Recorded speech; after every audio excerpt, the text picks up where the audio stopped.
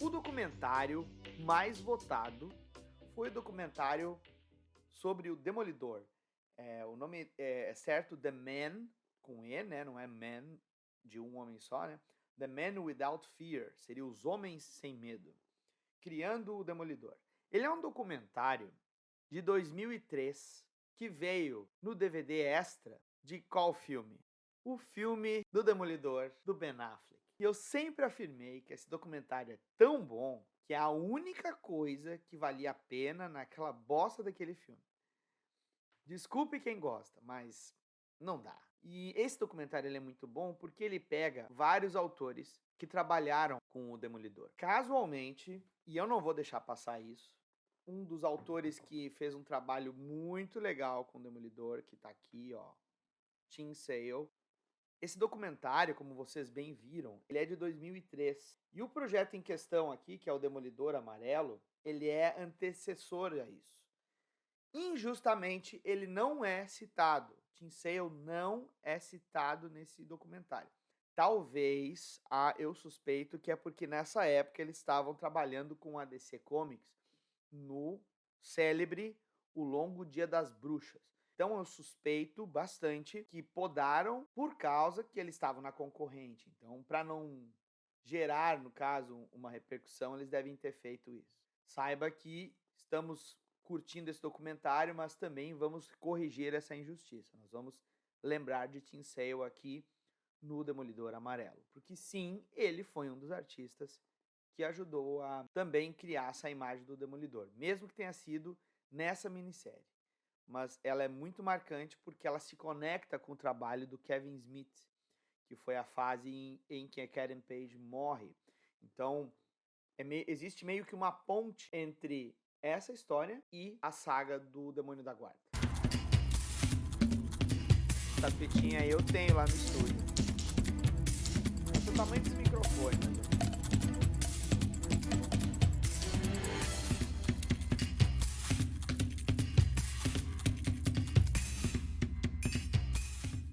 I wanted something for Bill Everett to do when we first did Daredevil. I said to myself, here's Bill, who had created the Submariner. He's one of the Bill great Everett. talents in our business. And as far as I know, he isn't doing anything. I've got to dream something up for him. And a number of people had written articles in different papers and magazines about the fact that all of our heroes, all the ones that I had come up with, were flawed. So I thought, well, I got to find a guy with another flaw. That seems to be what turns people on. Strangely enough, I was afraid that there might be a negative reaction to a blind superhero, primarily among blind people.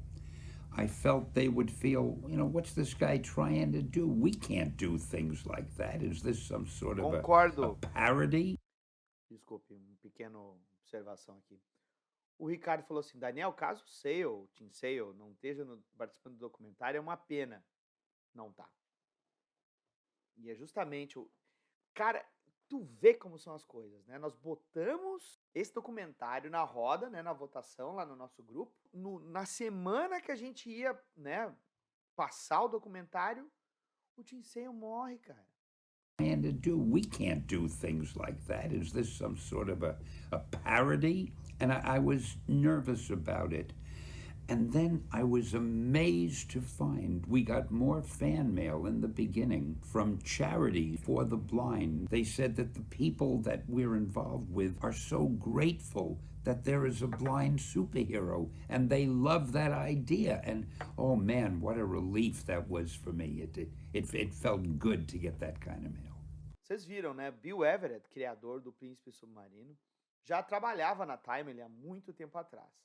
E para as pessoas que estão sabendo, inclusive no documentário que a gente fez a nossa primeira live sobre o Jack Kirby, vocês viram que teve aquela transição da Time para Atlas. E na Atlas Comics, o Stan Lee, que era o único editor dos gibis ali de terror, de ficção, ele procurava pegar pequenas histórias de vários dos seus colaboradores. Os mais frequentes, Steve Ditko e Jack Kirby, né? Acontece que Bill Everett, que era o ilustrador e o criador do Príncipe Submarino, ele estava há muito tempo sem trabalhar com quadrinhos. Para ser mais específico, ele tinha migrado para o mercado publicitário e de desenho de imprensa. Se não me engano, ele fazia cartoon para um dos jornais lá de Nova York. Ele tem um traço muito, muito delicado. Quando o Bill Everett acaba por desenhar as histórias as histórias, né? A história, né? Porque também ele atrasou, ele precisou ser substituído por Wallace Wood. O Everett, ele estava trabalhando com ilustração para publicidade e o desenho dele tinha ficado muito delicado, muito requintado, assim, a anatomia dele tinha evoluído assustadoramente, sabe? No sentido de expressões faciais, gestual dos personagens. E isso fez muita diferença no início ali do Demolidor. Porém, contanto, todavia, o Everett, ele era muito lento. Na verdade, o preço pago por página na Marvel era muito baixo e o Bill Everett tirava mais grana em ilustrações para publicidade. Ele topou fazer porque, vamos lá, né? Vamos fazer, faz tempo, eu curto aqui, trabalho com a editora, etc e tal. Mas ele, com o volume de trabalho ali no mercado que ele já atuava no momento, que era publicidade e propaganda, ele atrasou. E aí precisou se fazer todo um remanejamento. Provavelmente, se o documentário não for muito superficial, o Stan Lee vai falar isso. Mas entrou o Wallace Wood na jogada.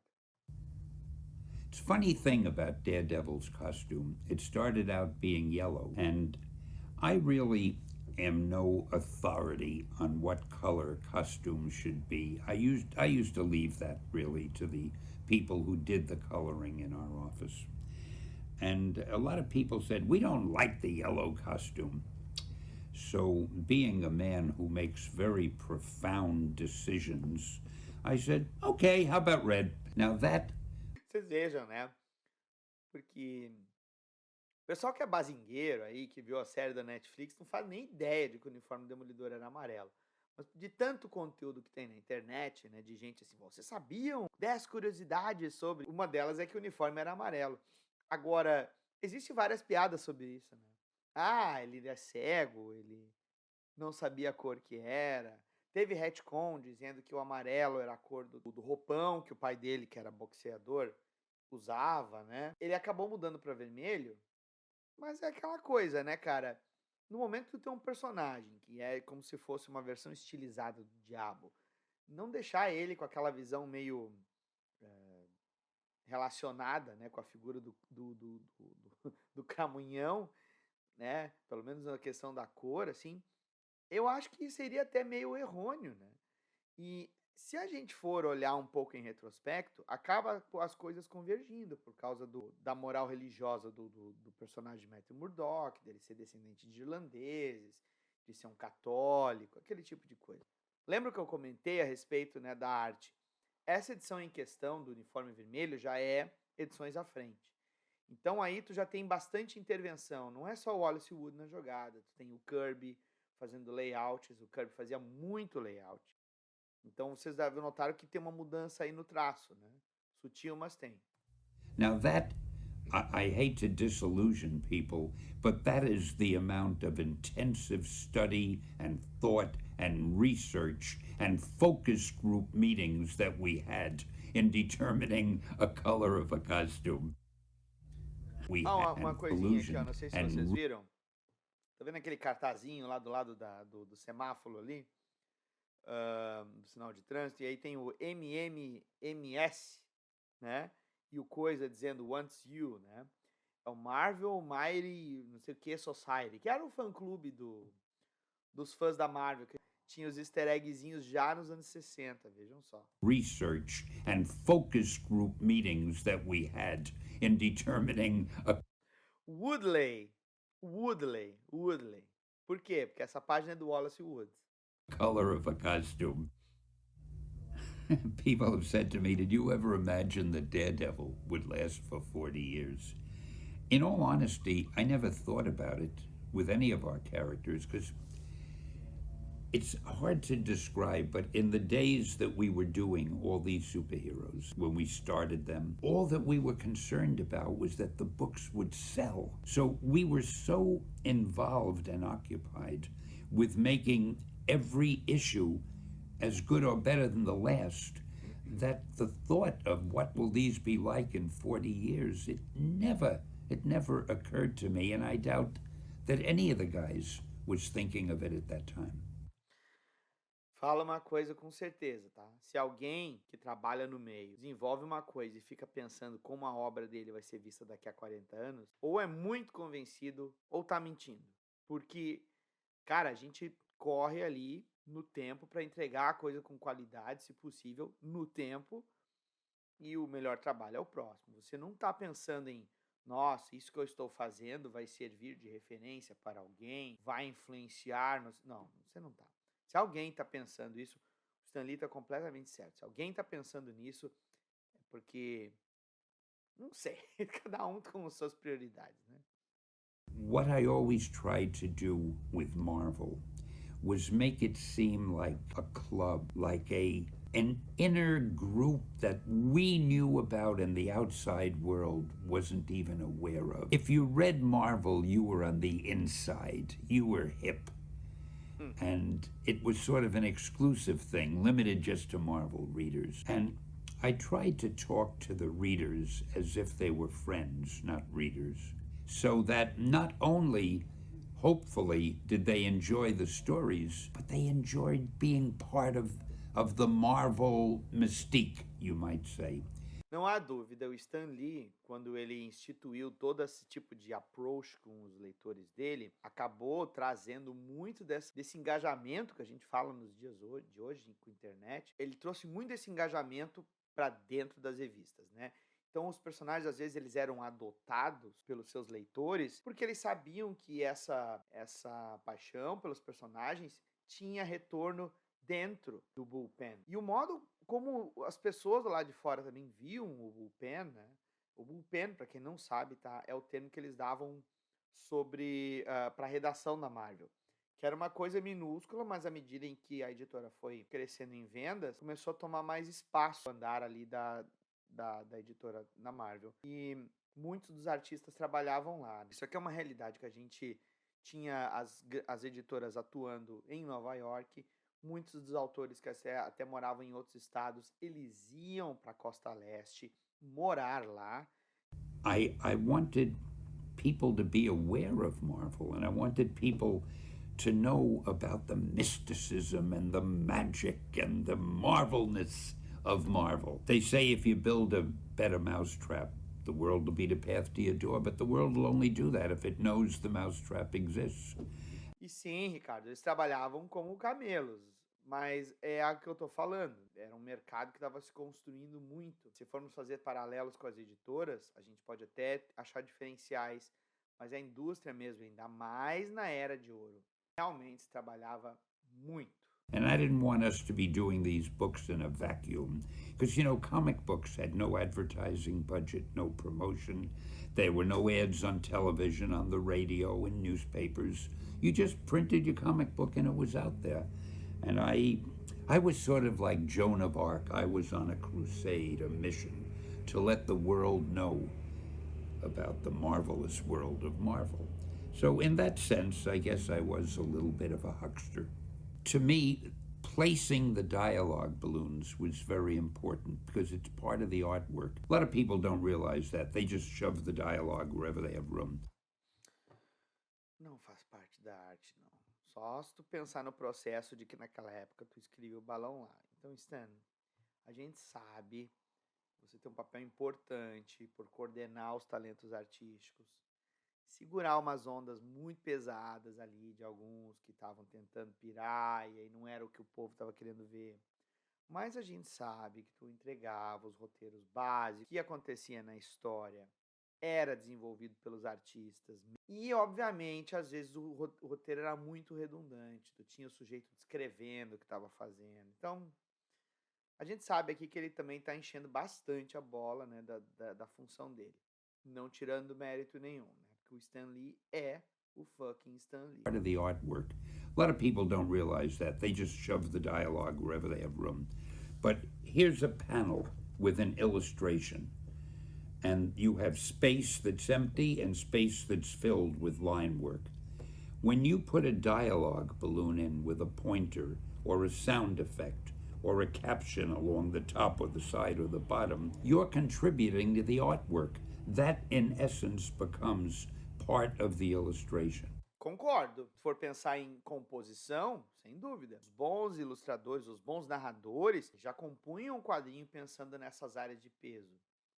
Só que a gente sabe que às vezes esse peso, ele podia ser mais enxuto. E às vezes, diálogo pra cacete, não que não fosse bom ler, mas era um tanto quanto redundante. A gente também tem que pensar que nesse período, assim, por mais engajado que tivessem os autores, muitos quadrinhos eram consumidos por pré-adolescentes e crianças. Foi a Marvel que começou mesmo a trazer os quadrinhos de super-herói para o terreno dos jovens adultos. Então isso é um mérito muito grande do Stan Lee no comando editorial. Mas a gente sabe também que tinha coisas que não eram lidas só por adultos e o texto ficava nesse carrossel, né, de mostrar a mesma coisa por vários e vários momentos. E ele tinha uma máxima também, o Stan. Aquele quadrinho poderia ser o primeiro quadrinho de alguém. Então, muitas vezes, o que era considerado a história do personagem, a origem dele, como funcionavam os poderes, era repetido por N formas diferentes de uma edição para outra, às vezes na mesma edição. E é por isso que muitos leitores atuais, eles não têm a paciência para ler o material da Era de Ouro, de Era de Ouro eu não diria, da Era de Prata. Eles não têm muita paciência, porque parecia redundante, né? Mas era uma característica da época. Então, se tu acaba por ler no distanciamento histórico, você consegue filtrar. I spent more time deciding where the dialogue balloons would go than I spent writing the dialogue. Writing the dialogue was easy. Sometimes I couldn't put too much humor in the story itself because it was a highly dramatic story and you don't want to break the mood. But I tried in things like the credits, and I wrote all those things. I wouldn't let anybody else touch them for years. Every credit was different than the one before, and I think I had more fun dreaming up those little gags for all the credits. Cara, a gente também tem que dar mais um mérito pro Stan Lee aqui, é importantíssimo. Os quadrinhos, no período ali que a Marvel surge, eles não tinham costume de botar os créditos dos autores. Até porque muita coisa que era publicada era envolvida com franquias. E aí, dane-se quem é que tá escrevendo, desenhando, arte finalizando. Inclusive, meus caros, no próximo episódio do Causos, vocês vão ficar surpresos. Um autor que também teve os créditos omitidos e esteve envolvido por muito material. Vocês vão ficar surpresos. E a Marvel foi uma das primeiras editoras a edificar o nome dos seus colaboradores. Tu tinha toda uma questão, né? Pô, você ganha pouco, mas aqui você tem os créditos do seu nome, né? E ele fazia muito disso, né? Dele botar sempre um adjetivo super elevado, assim, tipo o magnífico, o estrogonófico, o inoxidável, sabe? E aí tu tinha bastante disso. E ele fala que imaginava isso o tempo todo, como que ia ser em cada edição, né? Diferente. The Fabulously Flawless Fantasy of Stan Lee, illustrated in the magnificently modern manner of Bollywood. Sempre tinha essa hipérbole. And I think I had more fun dreaming up those little gags for all the credits than anything else that I did, because I love writing humor. One thing I tried to do was always use a normal vocabulary in our stories. If I wanted to use a word like cataclysmic or any word that belonged, I would. And it occurred to me that if kids were interested in a story and they came across a word that they didn't understand, they would learn what it meant just through its use in the sentence by osmosis, so to speak. Or if they had to go to the dictionary and look it up, that's not the worst thing that could happen. Ele tá certo, porque, cara, eu lendo mesmo material do Claremont, material do Miller, às vezes tinha expressões na narrativa ali em terceira pessoa, ou mesmo nas falas dos personagens. Tu tinha um vilão usando um termo completamente aquém do meu pequeno vocabulário de molequinho. Eu ia atrás. E isso acontece também não só com quadrinhos, mas com a leitura mesmo de livros de romance, de ficção. Amplia-se o vocabulário. Tem muito que a molecada não tem, às vezes, um vocabulário amplo, porque a molecada não lê. E aí é legal você perceber que o Stan Lee já fazia esse tipo de valorização, né, do texto do quadrinho. I was one of the luckiest guys in the world because I worked with the most talented artists you could ever find anywhere. Colan, Romita, Bill Everett, Wally Wood. I don't think I worked with Frank Miller. I think he came along after I left, and that's a lasting regret of mine, because he too is wonderful. But we at Marvel were indeed fortunate. We had the best artists. I would give them just a notion of a plot, and they went off and running, and they would illustrate it, and it was a great working arrangement. Romitão. I told Stan that I was tired of penciling.